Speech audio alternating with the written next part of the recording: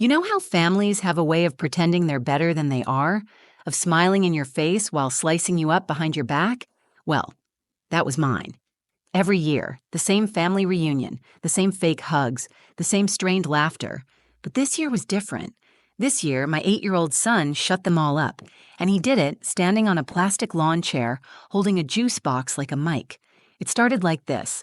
We were barely 5 minutes into the family picnic when I heard my brother Kyle, across the yard, chuckle and say, "She only comes to show off her kid." I paused mid-step. My stomach dropped. As if that wasn't enough, a moment later, my mother-in-law, Marjorie, leaned in toward my aunt and whispered, "That kid's not even blood." I wish I could say I was surprised, but the truth is I knew how they talked. I'd just never heard them be so bold, so careless with their cruelty, like Micah wouldn't understand, like I wouldn't feel it in my bones. They always acted like they tolerated him because he was mine, not because they saw him as family, but because they thought I was some poor, broken woman trying to patch up her life after my husband Noah died, like Micah was a placeholder until I got back on track. But that day, something shifted, and it started with what happened next. Before I could move or speak or even fake a smile, Micah, my sweet, quiet, too wise for his years, Micah, climbed up on a folding chair next to the cooler. No one even noticed at first. They were too busy gossiping or chasing toddlers with napkins. But I saw him. I watched his little hands grip the top of the chair like he was about to make an announcement. His back straightened, his chin lifted. Then he spoke, clear as day. "Good thing I don't need to be blood to be better than you." That was it. One sentence, just one. And it stopped time. Every single head turned, mouths half open, hands frozen mid-potato chip. The laughter died. The air went still.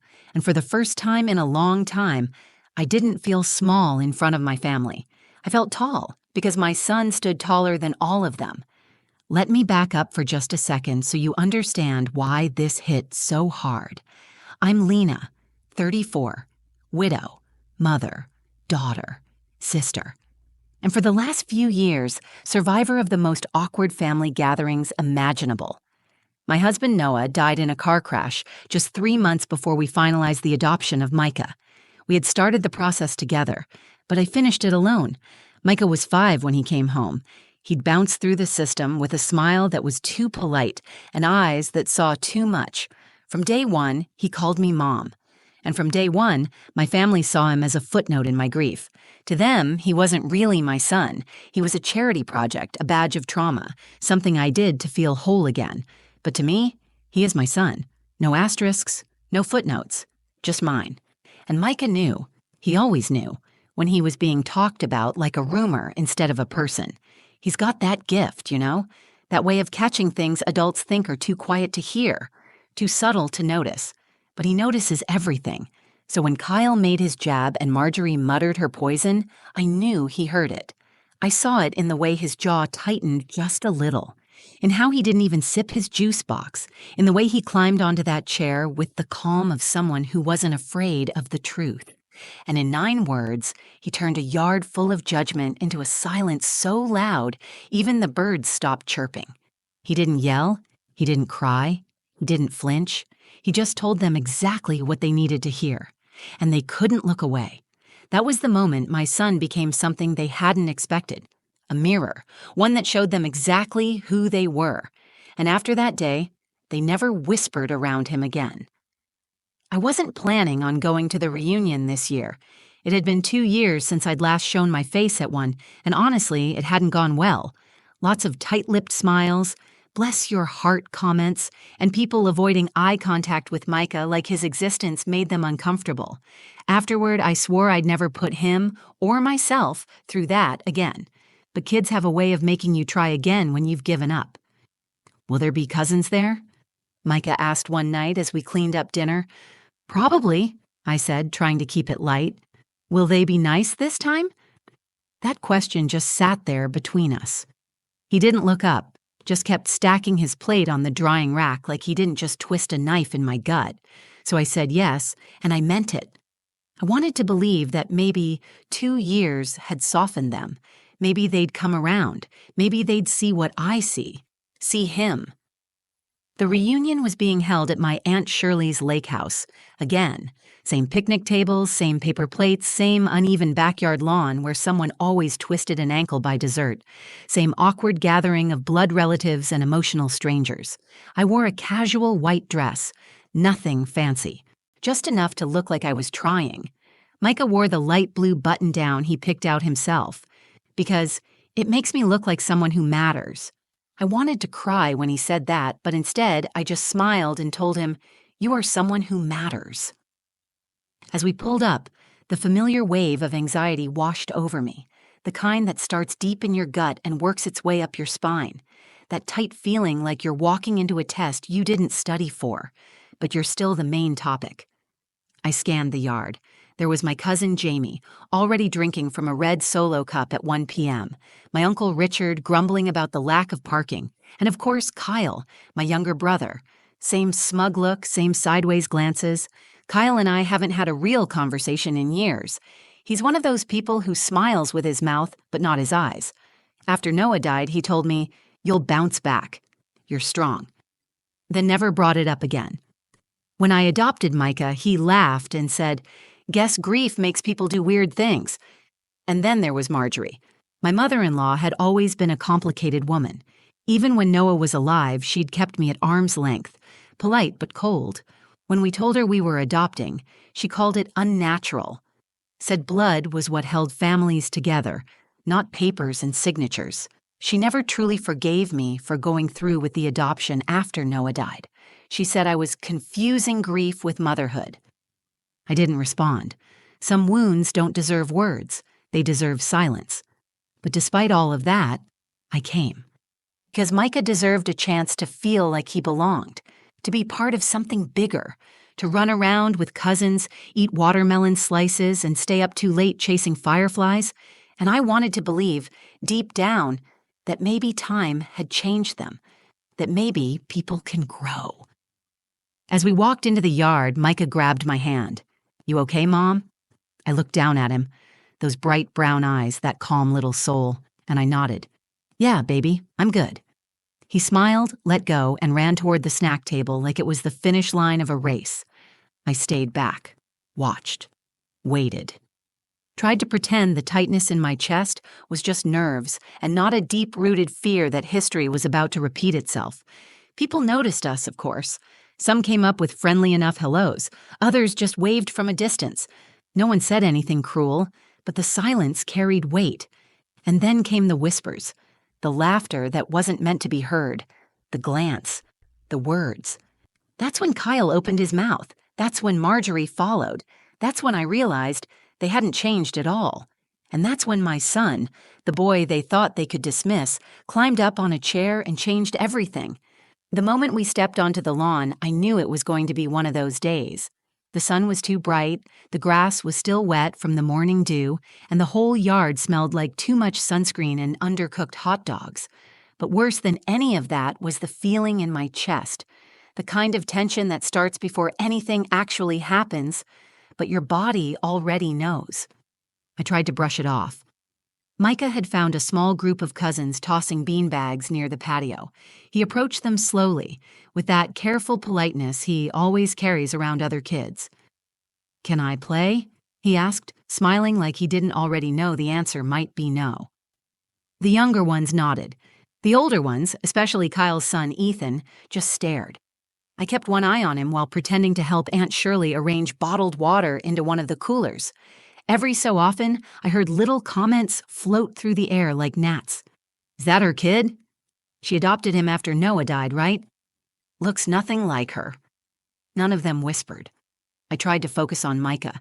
He was playing well, trying hard not to be too good or too loud. I knew that balance. He wanted to be accepted, not seen as showing off. I watched as he let Ethan win one round, then offered his own beanbag to a younger cousin who had dropped hers. My heart ached. He was trying, and no one saw it but me. I stepped away for a moment to refill Micah's juice box. As I passed by the folding tables near the grill, I heard Kyle's voice, loud, smug, and unmistakable. "She only comes to show off her kid, like he's some trophy or something." He laughed. It was a casual, cruel kind of laugh, the kind that doesn't feel like a joke when you're the target. I froze. It took everything in me not to turn around and say something. I stood there, fingers gripping the juice box so tightly the straw wrapper cracked. My jaw clenched. My heart raced. But I stayed quiet. I'd told myself I wasn't going to cause a scene. I was just here to keep the peace for Micah. But then, like a slap to the face, came Marjorie's voice. She was standing not far from me, arms folded, lips pursed like always, speaking to my cousin Teresa, but not trying to hide it. "That kid's not even blood," she said, like it was a bad word. Teresa nodded politely, but her eyes darted away. And that's when I felt it. That white-hot burn behind my eyes. That tight, breathless, invisible pressure that comes from being insulted while forced to smile through it. But more than anything, I felt the shame. Not mine. Theirs. Because I turned my head and saw Micah standing just a few feet away. He'd been walking back toward me, probably looking for his drink, but his feet had stopped. He'd heard them. His shoulders stiffened, and he looked down at his sneakers like maybe if he stared hard enough, the words would go away. I walked over to him as fast as I could without drawing attention. "You okay, buddy?" I asked, trying to sound casual. He nodded, but he didn't look at me. "Do I have to stay here?" I knelt next to him, brushing a curl off his forehead. "You don't have to do anything you don't want to, baby." He looked up then. "They don't like me." I wanted to tell him he was wrong, that people were just awkward, that adults say dumb things they don't mean, but he wasn't wrong, and I wouldn't lie to him just to protect them. "They don't know you," I said gently. "They don't see what I see." His mouth pulled into a tight line, and he looked back toward the table where Kyle and Marjorie were still laughing. "Maybe I should show them," he said softly. I blinked. "Show them what?" He looked back at me and said in the most matter-of-fact voice I've ever heard from a child, that I'm not scared of being better than them. Then he turned and walked toward the cooler, like he had a mission, climbed right up on a folding chair, and before I could stop him, before anyone even realized what he was doing, he opened his mouth. What happened next, I'll never forget. I should have pulled him down. That's what a part of me whispered, the part trained by years of keeping the peace, of avoiding conflict, of staying quiet for the sake of appearances. I should have gently grabbed his hand and said, "Come down, baby, it's not worth it." I should have saved him from them. But I didn't. Because the second Micah climbed up onto that folding chair and squared his little shoulders like he belonged at the front of the room, I saw something in him that shut me up. Courage. Not the reckless kind, not a tantrum, not the drama of a kid acting out. This was different. This was the kind of courage I wish I'd had at his age, the kind I still struggle to have even now, the kind that makes you speak when staying silent would be easier. He stood tall, his little sneakers planted on the edge of that wobbly chair, hands by his side, chin raised.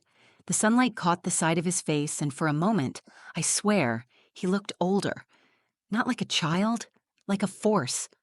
No one had noticed yet. People were still gossiping. Plates were still clinking. Kyle was still mid-story. Marjorie was reaching for a deviled egg with the same expression she always wore, half judgment, half disapproval. And then Micah cleared his throat. Just once. It was small, but clear. Heads started to turn, one by one, like a ripple moving across the surface of a pond. He didn't wait for silence. He made it. "Good thing I don't need to be blood," he said, "to be better than you." That was it. The moment everything stopped. Forks paused halfway to mouths.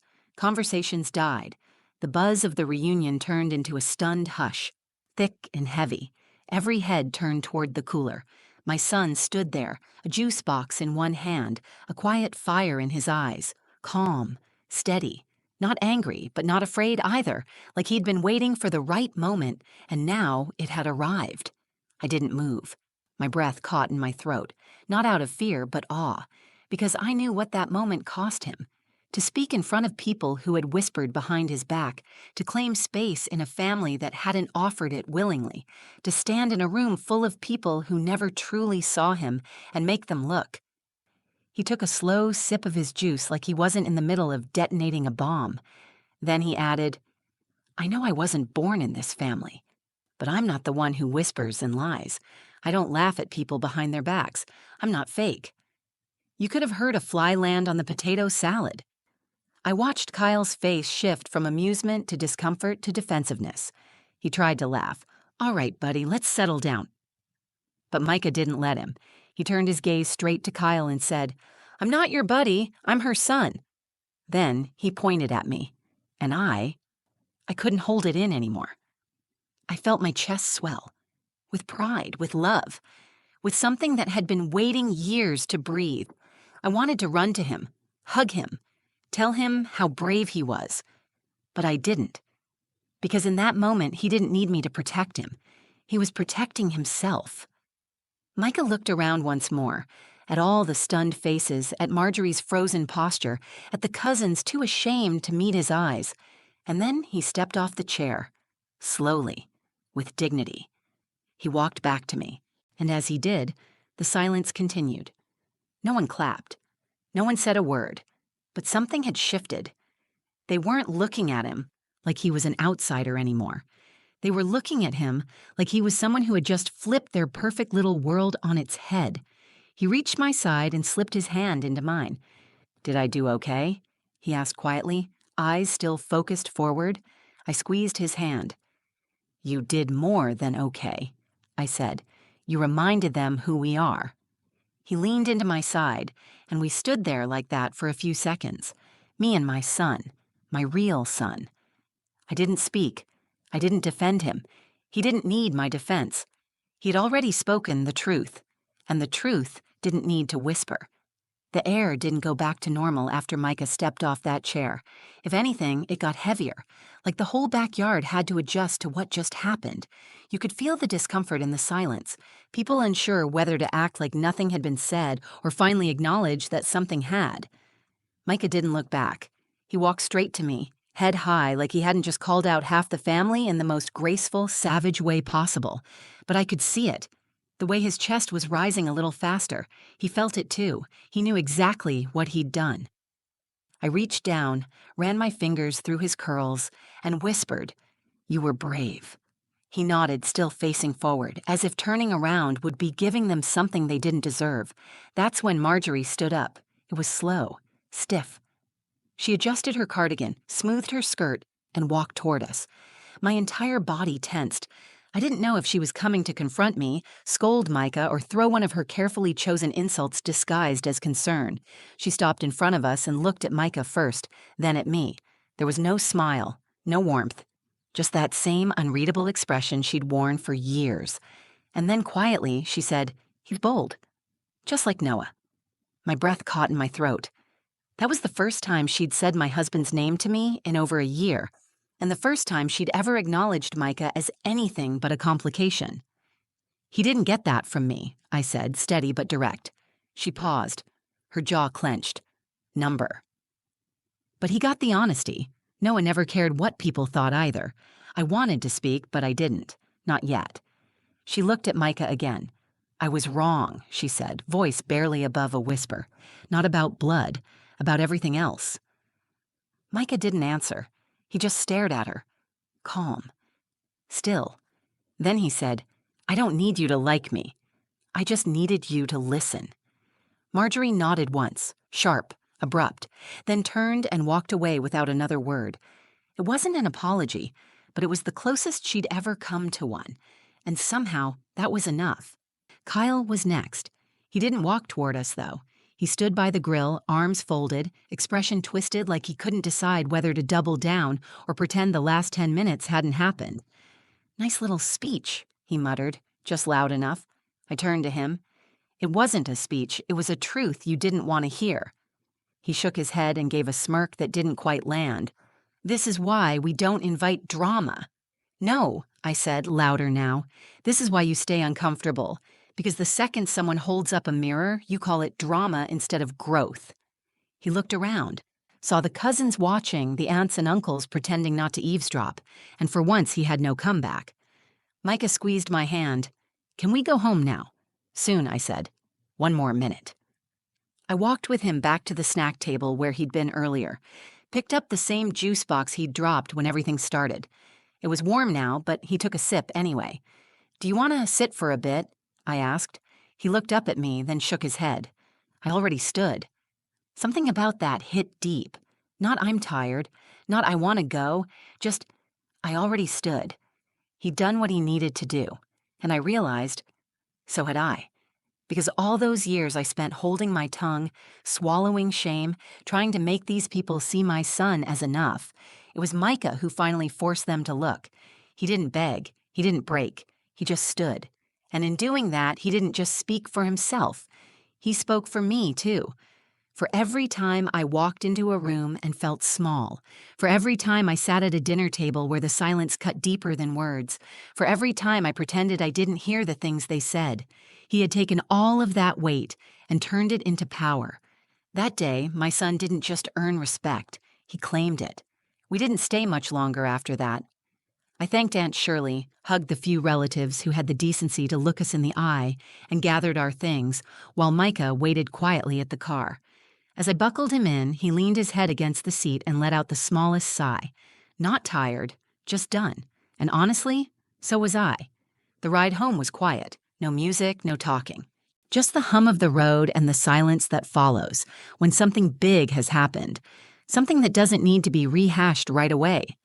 I looked at him in the rearview mirror at one point. He was watching the sky roll by, face soft, expression unreadable. "Proud of you," I said. He didn't look at me, but he nodded. Later that night, after dinner and bath and our usual book, I tucked him into bed.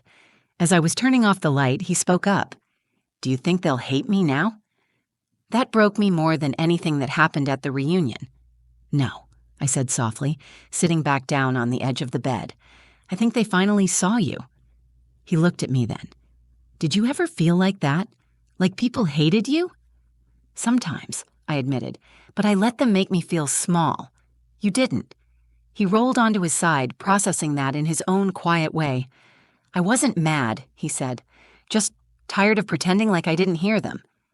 I leaned over and kissed his forehead. "Then I'm glad you spoke. I hope you never stop." And with that, he closed his eyes and drifted off, peacefully, like someone who'd done what needed to be done.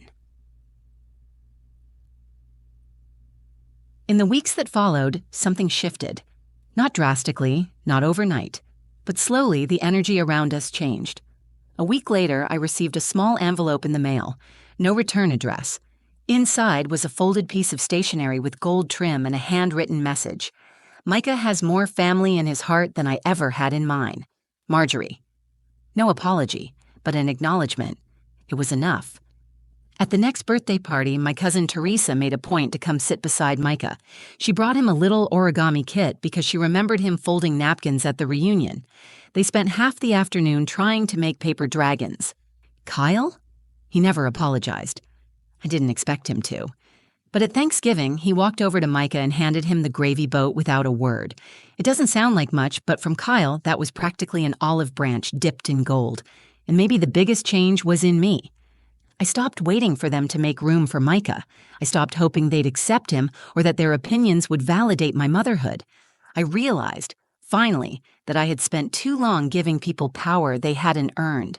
Because that day, my son stood in front of them all and demanded respect, not just for himself, but for us, for our bond, for our family. And they listened. Not because I pleaded, because he didn't flinch. That changed something deep inside me. I used to wonder if I was doing enough, if I was really giving him what he needed, if adopting a child alone, so soon after loss, had been selfish or reckless. But now I know, Micah was never a second choice. He wasn't a bandage over my grief. He was the life I chose, fully and fiercely.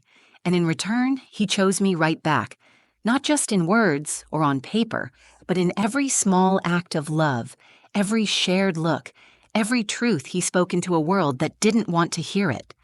He may not be my blood, but he is my heartbeat. And in that moment, standing tall on a folding chair in front of people who didn't see his worth, he became the anchor that reminded me who I am, not just a mother, his mother. They may never whisper around him again, not because they suddenly became kind, but because he showed them what strength looks like. And now, When I look at him, I don't just see my son. I see the legacy of a love that needed no blood to be real. So yeah, maybe we didn't leave that reunion with warm hugs and new best friends, but we left with something better: truth, strength, and the unshakable bond between a mother and her son, a bond that didn't need anyone's approval to be real. If you've ever felt like you didn't belong or had to fight to be seen, I hope this story reminded you of something important. You don't need to be blood to be family. You just need to show up, stand tall, and speak your truth. Micah did that, and I'll never stop being proud of him for it. If this story moved you, even just a little, please give it a like, share it with someone who needs to hear it, and leave a comment below telling me what part hit home for you. I read every one of them. And if you want more real stories about strength, love, and choosing your people, make sure to subscribe to the channel and hit that notification bell so you don't miss the next one. Thanks for watching.